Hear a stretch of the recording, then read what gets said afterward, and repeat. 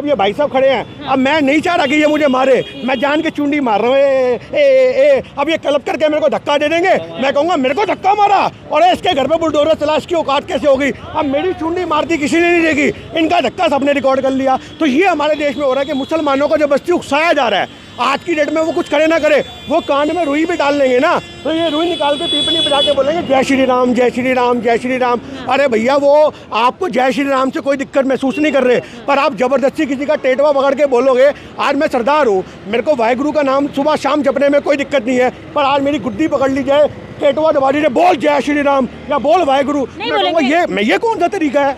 भाई भागवान का नाम इज्जत से बुलवाओगे, मार के बुलवाओगे? आज की डेट में लड्डू सबको मीठा लगता है, पर मैं लड्डू लेके जबरदस्ती मुंह में घुसेड़ दूं, ले बहन खा, ले खा, ले खा, ये क्या तरीका हुआ? अरे मैं बहन भी कह रहा हूँ और जबरदस्ती लड्डू भी खिला रहा हूँ। तरीका ये बनता है कि हाथ में रखूँ और प्यार से इज्जत से। अरे यहाँ कितने मुसलमान ऐसे हैं जो हमें सुबह सुबह बोलते हैं पाजी सत श्री अकाल, और पंडित को देखते तो बोलते हैं पाजी, उसको पंडित को राम राम।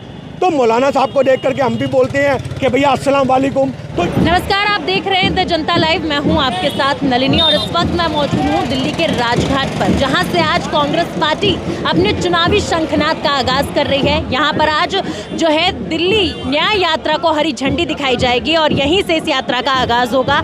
यात्रा में हमें मिल चुके हैं गिन्नी साहनी जी। गिन्नी साहनी जी, दिल्ली न्याय यात्रा, ये जो नाम रखा गया और इस यात्रा का पर्पस क्या है दर्शकों को? देखिए, सबसे बड़ी बात है, आपने अपने आप ही बोल दिया, न्याय यात्रा सबसे बड़ा पर्पस है न्याय मांगना। अब ये लोग हमसे पूछ रहे हैं, फेसबुक पे पूछ रहे हैं कि सरदार जी किस चीज़ का न्याय? तो ये न्याय है कॉन्ट्रैक्ट वर्कर का, जिनको केजरीवाल साहब कहते थे पक्का करेंगे, उन महिलाओं को पक्का करेंगे, आंगनबाड़ी के कर्मचारियों को पक्का करेंगे। आज वो लोग स्कूल के टीचर हमसे पूछते हैं कि हम पक्के क्यों नहीं हुए। सबसे बड़ा न्याय यात्रा को जो मुद्दा है वो यही है कि कर्मचारियों को पक्का करवाना। दूसरा न्याय यात्रा का है जो घपले किए गए हैं। आपको बता दूं, शीला दीक्षित जी जब सरकार में थी तो उस समय पानी का जो रिजर्व था वो पॉजिटिव था, हमारे पास 200-400 करोड़ रुपए रिजर्व पड़ा हुआ था। आज आप केजरीवाल की आरटीआई लगा के पता कर लो, क्या इनके पास पानी के नाम पे कुछ पैसा रिजर्व के तौर पे माइनस में जा रहा है? तो ये लोगों को समझना पड़ेगा। जो फ्री के पानी की लोग बात करते हैं, हमारा छोटा सा ऑफिस है, उसका 1.5 लाख 2 लाख बिल।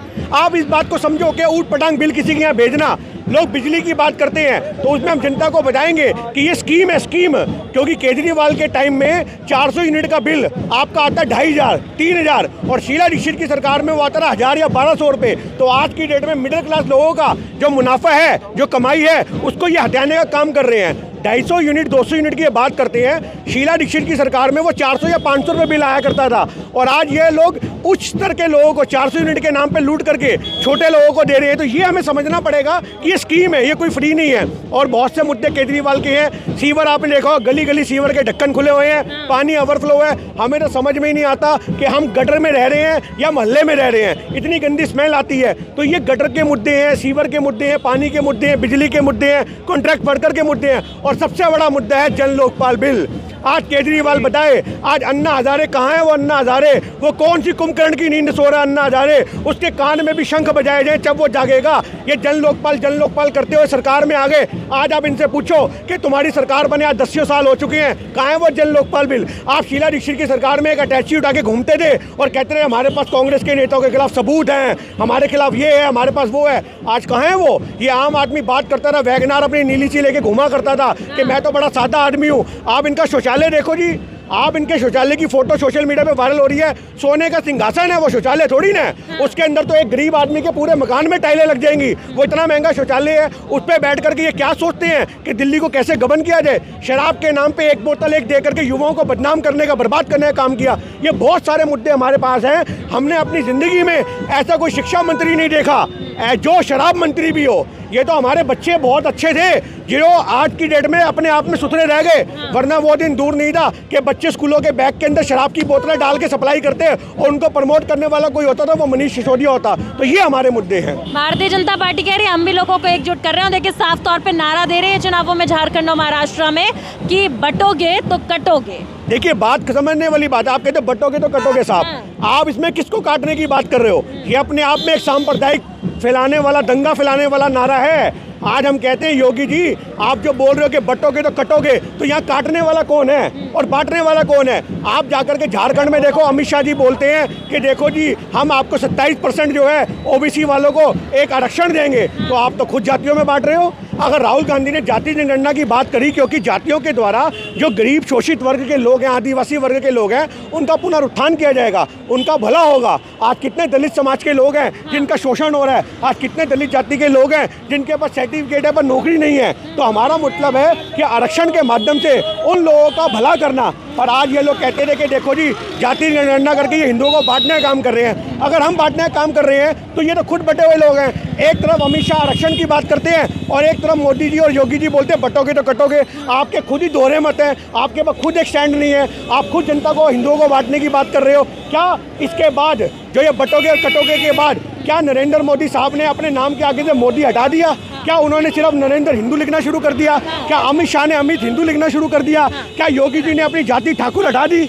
आप खुद तो जातियों में बटे हुए हो और आप देश के लोगों का भला नहीं करना चाहते। आज दलितों की आवाज़ को दबाया जा रहा है, आज उनका शोषण हो रहा है। जाति जनगणना बहुत ज़रूरी है। ये जाति जनगणना के मुद्दे को दबाने के लिए नारा दिया गया बटोगे तो कटोगे, और इसमें काटने का इल्ज़ाम लगाया गया मुसलमानों पे। तो आज तो हम ये कहना चाहेंगे कि देश का मुसलमान किसको काट रहा है? आप बताओ। अगर आपको ऐसा लगता है तो आपका प्रशासन कहाँ है, आपका न्यायालय कहाँ है, आपकी सर्वोच्च अदालतें कहाँ हैं? तो ये सबसे बड़ी बात ये है कि एक वर्ग को आप खूंखार तरीके से पेश करोगे तो ये कभी भी समाज में कबूल नहीं किया जाएगा।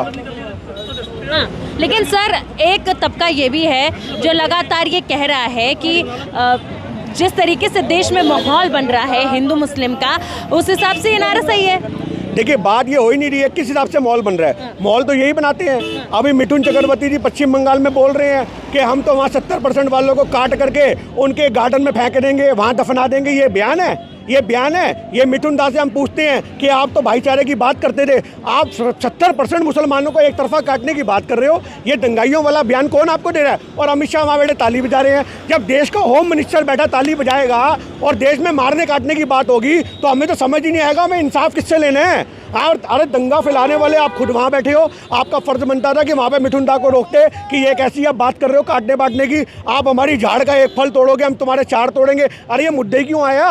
तो ये मुद्दा अगर आया है, आपने उसको बयान का पलटवार किया है तो मारने काटने से करोगे? तो ये समझना पड़ेगा कि हमारे देश में एक तरफा माहौल चल रहा है। किसी भी तरीके से मुसलमानों को नीचे दिखा के, हिंदुओं को सर्वोच्च दिखा के उनको बांटा जाए। ये हिंदू और मुसलमान को अलग कर रहे हैं और हम एक कर रहे हैं। हमारा मतलब कांग्रेस का सिंपल है कि ना हिंदू और मुसलमान का बच्चा मरेगा ना हिंदू का बच्चा मरेगा। हम दोनों के बच्चों की सुरक्षा चाहते हैं, पर आप दोनों को बिठवाने का काम कर रहे हैं। तो ये समझना पड़ेगा, बटोगे और कटोगे, बटोगे और कटेगे को हम यहाँ पे ये मानते हैं कि मुसलमान और हिंदू आपस में मिलकर के रहेंगे। हम उनको ही बटने नहीं देंगे तो कटेगा कौन?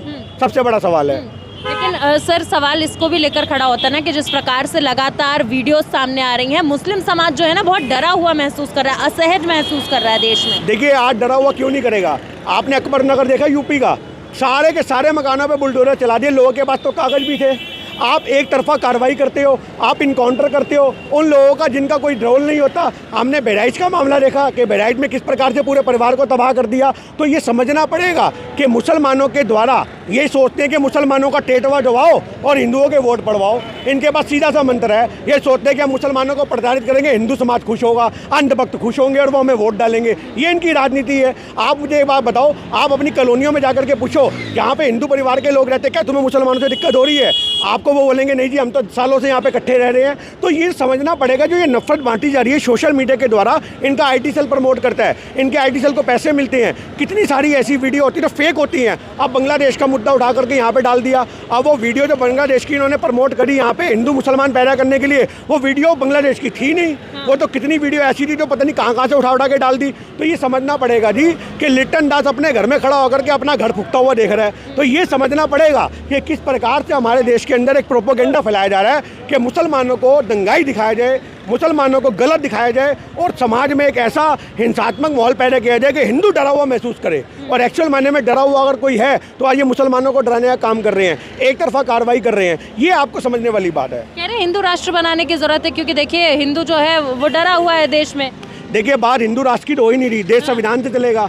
आप एक गांव बना के दिखा दो, मैं ओपन चैलेंज करता हूं, मोदी जी और योगी जी एक ऐसा गांव का निर्माण कर दे जो सिर्फ हिंदुओं के द्वारा संचालित होगा। ओपन चैलेंज, उसमें कोई भी मुसलमान नहीं होगा, कोई सिख नहीं होगा, कोई कुछ नहीं होगा। और हम मान जाएंगे कि आपका हिंदू राष्ट्र वहाँ पे उस गांव से प्रचलित हो रहेगा। आप एक गांव नहीं बना सकते साहब। आज की डेट में पूरा देश एक दूसरे को चलाता है। आज एक गाड़ी सोचे कि पहिया सोचे मैं गाड़ी को दौड़ा रहा हूँ, और शेयरिंग सोचे भैया मैं घुमा रहा हूँ, और इंजन सोचे भैया मैं गर्म हो रहा हूँ तो गाड़ी चल रही है। तो सबका वहम है। एक गाड़ी चल रही है इंजन की वजह से, गाड़ी के पहियों की वजह से, शेयरिंग के सबकी वजह से। तो आज ना पेट्रोल को घमंड करने की जरूरत है और ना गाड़ी के पहियों को। सबका सहयोग है तो गाड़ी चल रही है। तो इसी प्रकार हमारा देश है एक ऐसी गाड़ी की तरह है जिसमें हिंदू इंजन है तो मुसलमान पहिया है तो सिख शेयरिंग है, सब मिलकर के उसको आगे बढ़ा रहे हैं, और ये हमारा मानना है। तो फिर कहा जा रहा है कि ये हिंदू यात्राओं को ही क्यों टारगेट किया जा रहा है, अगर हिंदू और मुस्लिम इतना ज्यादा एकजुट होकर रह रहे हैं देश में? तो देखिए, आज हिंदू यात्राओं को टारगेट कोई नहीं कर रहा। आज उसके बीच में अंधभक्त इनके द्वारा भेजे जाते हैं, उनके द्वारा उसका प्रमोशन किया जाता है। आप ये मत कहो कि हिंदू का जो यात्रा है उसको मुसलमान टारगेट कर रहा है। नहीं, ये तो जान करके अगर यात्रा का रूट लेफ्ट में है और अगर मस्जिद राइट में, तो ये वहाँ को लेके जाएंगे। इनका डायरेक्शन ही मुड़ जाता है मस्जिद दिखते ही। और जहाँ मस्जिद होती है वहाँ जाके डीजे बजाना, वहाँ जाके ऊट पटांग गाने बजाना, उनको टॉर्चर करना। मतलब रह के अब ये भाई साहब खड़े हैं, अब मैं नहीं चाह रहा कि ये मुझे मारे, मैं जान के चुंडी मार रहा हूँ। अब ये क्लब करके मेरे को धक्का दे देंगे, मैं कहूँगा मेरे को धक्का मारा, और इसके घर पे बुलडोजर चला, इसकी औकात कैसे होगी? अब मेरी चुंडी मारती किसी ने नहीं देगी, इनका धक्का सबने रिकॉर्ड कर लिया। तो ये हमारे देश में हो रहा है कि मुसलमानों को जबरदस्ती उकसाया जा रहा है। आज की डेट में वो कुछ करे ना करे, वो कान में रुई भी डाल लेंगे ना, तो ये रुई निकाल के पीपनी बजा के बोलेंगे जय श्री राम, जय श्री राम, जय श्री राम। अरे भैया, वो आपको जय श्री राम से कोई दिक्कत महसूस नहीं कर रहे, पर आप जबरदस्ती किसी का टेटवा पकड़ के बोलोगे आज मैं सरदार हूँ, मेरे को वाहेगुरु का नाम सुबह शाम जपने में कोई दिक्कत नहीं है, पर आज मेरी गुद्दी पकड़ ली जाए, टेटवा दबा दीजिए, बोल जय श्री राम या बोल वाहेगुरु, ये कौन सा तरीका है? भाई, भगवान का नाम इज्जत से बुलवाओगे, मार के बुलवाओगे? आज की डेट में लड्डू सबको मीठा लगता है, पर मैं लड्डू लेके जबरदस्ती मुंह में घुसेड़ दूं, ले बहन खा, ले खा, ले खा, ये क्या तरीका हुआ? अरे मैं बहन भी कह रहा हूँ और जबरदस्ती लड्डू भी खिला रहा हूँ। तरीका ये बनता है कि हाथ में रखूँ और प्यार से जैसे, अरे यहाँ कितने मुसलमान ऐसे हैं जो हमें सुबह सुबह बोलते हैं पाजी सत श्री अकाल, और पंडित को देखते तो बोलते हैं पाजी, उसको पंडित को राम राम। तो मौलाना साहब को देख करके हम भी बोलते हैं कि भैया अस्सलाम वालेकुम। तो ये तो हमारे देश की एक कल्चर है कि अगर हम सिख हैं तो हमें कोई सत श्री अकाल बोल रहा है, हम उनको बोल लेते हैं कि भैया अस्सलाम वालेकुम, वहाँ से भी जवाब आता है वालेकुम सलाम। तो आज की डेट में जो ये एक अपनापन है, ये अपनेपन को तोड़ने का, खंडखंड करने का जो जरिया हमारे देश में चल रहा है, वो कामयाब नहीं होने देंगे। इस न्याय यात्रा का मुद्दा दिल्ली और बीजेपी दोनों सरकारों के जो प्रमोशन है, जो आज इन्होंने गलत तरीके से किया, उनको धराशायी करना है। चलिए, बहुत बहुत शुक्रिया गिन्नी जी आपका हमारे साथ जुड़ने के लिए और चर्चा करने के लिए। देखिए, तस्वीरों के माध्यम से अगर दिखा दूं कि पूरी तैयारी हो चुकी है, कुछ देर में न्याय यात्रा का आगाज शुरू होगा, हरी झंडी दिखाई जाएगी और कांग्रेस आज से अपना चुनावी बिगुल फूंक देगी। इसी प्रकार से जनता के मुद्दे आप तक पहुंचाती रहूंगी। बने रहें द जनता लाइव के साथ।